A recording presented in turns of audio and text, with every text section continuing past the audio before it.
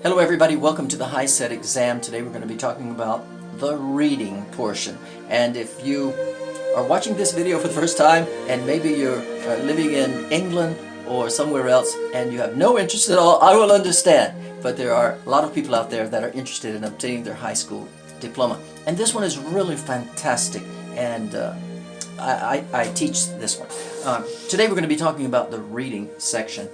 The first thing you need to do, of course, is to go online and get set up with your account.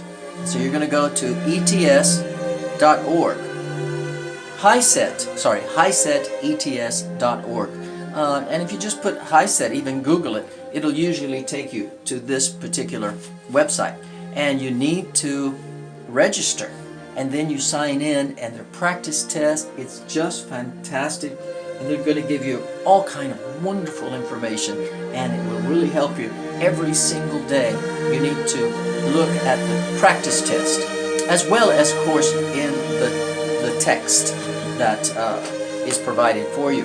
Or you may have to purchase it, but anyway, this is the one that we use. Is from Educational Testing Service, and it's really, really quite good.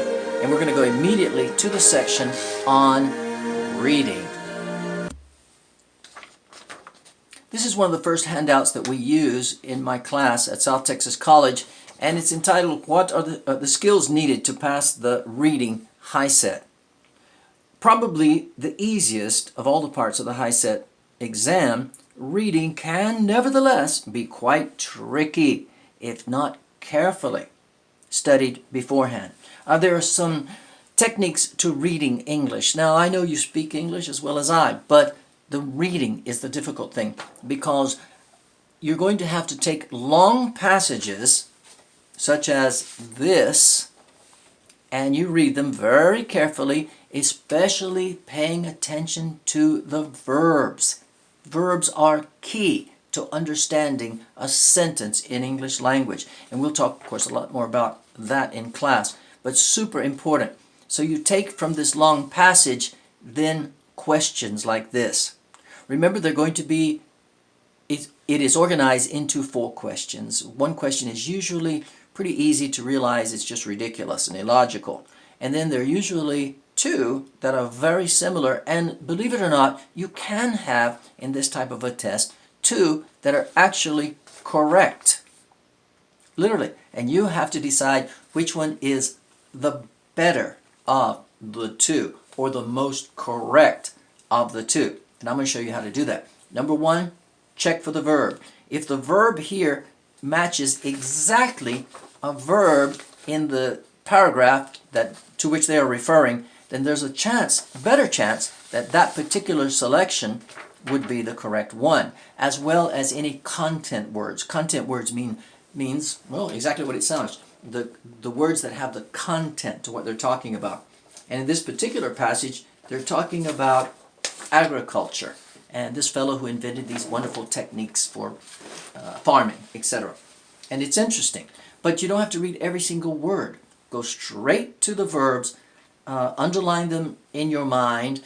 In the classroom, we'll be able to underline them, but remember, the day of the test, it's going to be computerized, and so you must be able to just go back from one screen to another and use these, we call them weights.